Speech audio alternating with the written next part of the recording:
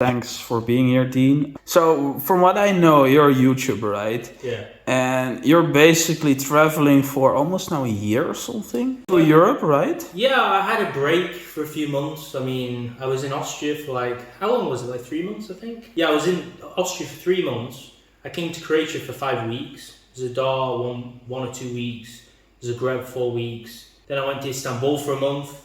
And then I came home for a few months. And I went to Austria again, and somehow I found myself back in Croatia. Well, thanks for being here in Croatia. It's nice to have you back here. I hope you have a great time. Also, another question. How do you sustain that kind of lifestyle, like traveling and don't giving a about anything? I mean, I kind of envy you right now. Well, to be honest, it's kind of like, at the start it was very easy because of the COVID lockdowns and stuff. I just saved my money and just saved it for months. And I saved up like 15,000 and I just used that to travel with. But the mistakes that I ran into is I started staying in when you get a bit of money, you get a bit big-headed, you want to enjoy things. I mean, I came from a very poor background, so I started staying in, nice, expensive hotels for like 1 or 2 months. And then I realized my money had drained so much. I must have spent about 10k on just absolute crap hotels that cost too much that I shouldn't be spending my money on after like 3 or 4 months. So then I had like half of what I came with. And then after that, it was just trying to find cheaper options and sustaining easier. There was a few low points, like for an example, I had some crypto investments and I had to pull them out to use them because I ran out of money. Yeah, I'm not really happy hearing that, but it's fine. Another question. So from what I know, when we met in 2016, you started making YouTube videos, and when you started, I think I remember correctly, you had like 150 subscribers when we played CS:GO, and we played also the Forest, and the Forest as well. Then I went back to college and stuff, and I didn't have much time to play games anymore. I mean, our CS:GO crew kind of fell apart, with Meta and stuff, and Chris. That's a too long story to go back into. Now your subscriber count, like last time when you were in Zagreb, you had let's assume you had like 40k subscribers, right? And on what level are you now, right now? How much subscribers? Well, right now we're like 84 to 85, I think. That's insane, bro. It might be a bit higher, maybe a bit lower, I'm not sure. I'm not so obsessed that I'm checking every day, but I do definitely check a few times a week. It's an important metric for a YouTuber, I guess, right? I mean, we've grown, but I'm growing very slowly. I would like to increase it. It would be interesting to do this interview in 5 years and see how far we've come. So, can I drive then in your Lamborghini Urus? Hey, what, in 5 years? Yeah. Hey, if I have one in 5 years. Okay, cool. I mean, hit me up. I'm not really the kind of person to make those kind of investments. I mean, I'm not talking about the pure investment. Just rent a fucking Lamborghini. And just rent it for a day. Yeah, why not for a week? I'll probably do that now for a day. Yeah. Now, another question.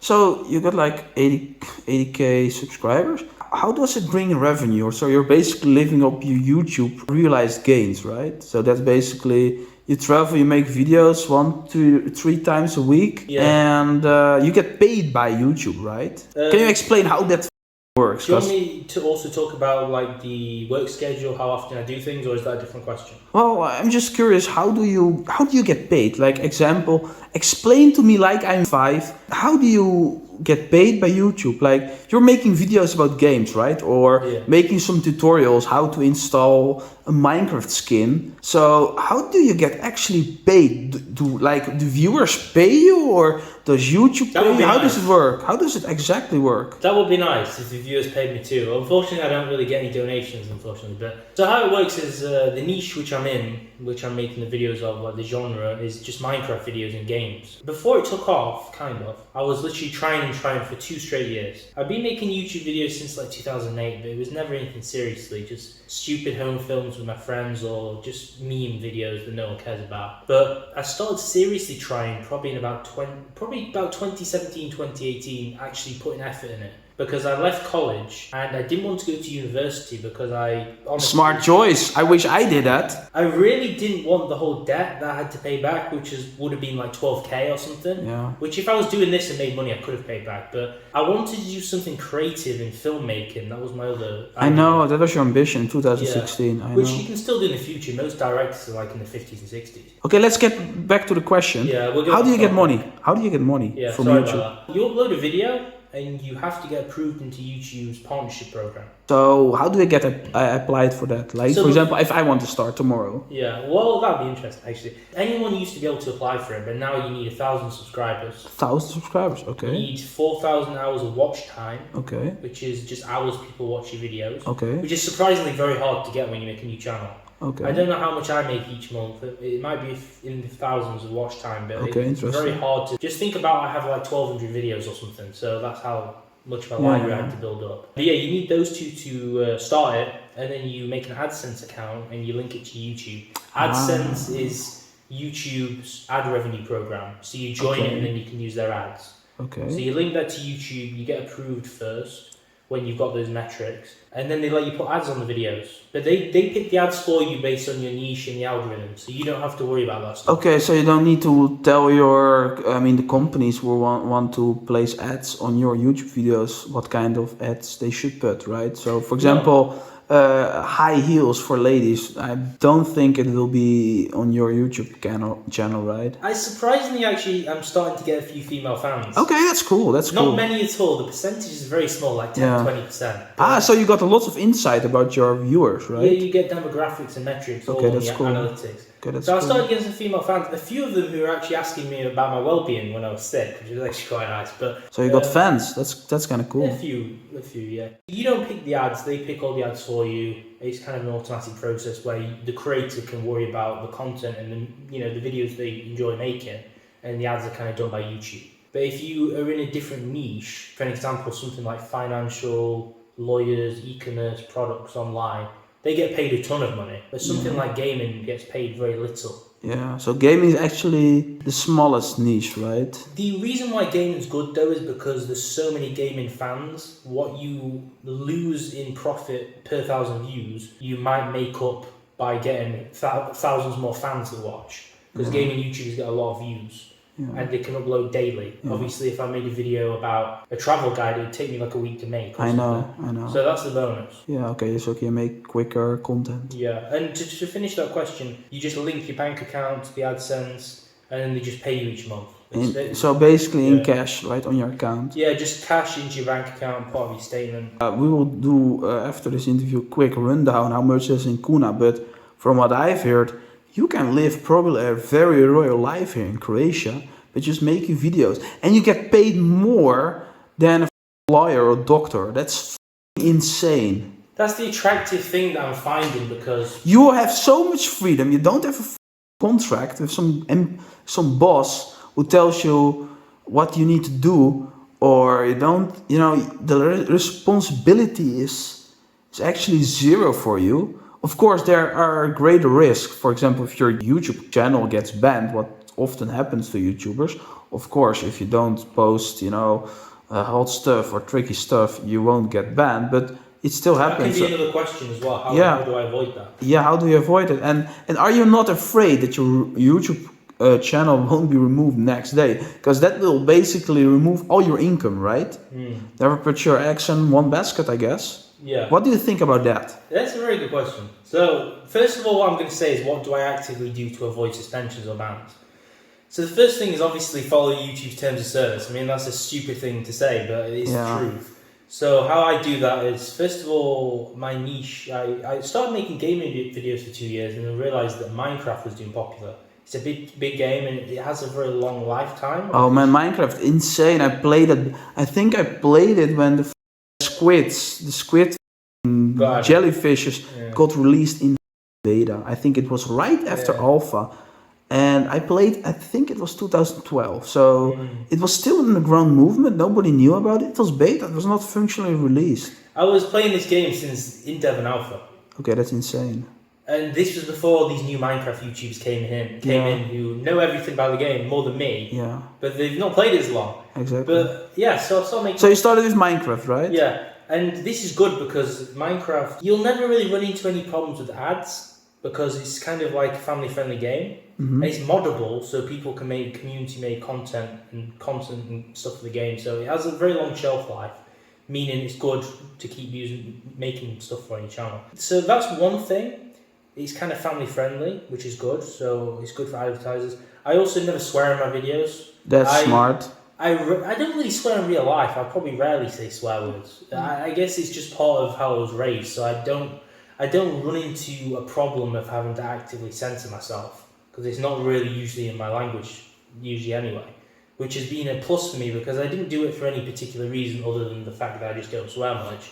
And then when they clamped down and made ad regulations tougher, it worked in my favour. Yeah. So that's one thing I do. I just follow the rules, try not to. Okay, that's actually smart. I mean, it sounds pretty simple. I mean, I think it is actually simple. Okay, now a tough question. What happens if your YouTube account gets removed tomorrow? What's your next plan in life? If it would get removed tomorrow, your income drops basically to zero. Sorry for swearing. Tomorrow, I would probably have a phase of depression for a start. Okay. Because probably everything in my life would probably not be possible anymore. Yeah. And I've spent years building it up. Yeah. It's insane, actually. 80K subscribers. And I'm not even getting started, am I? It's like this year I will finally reach 100K and get the first reward. So it's kind of like the start. So if it would get removed before then, I'd be annoyed.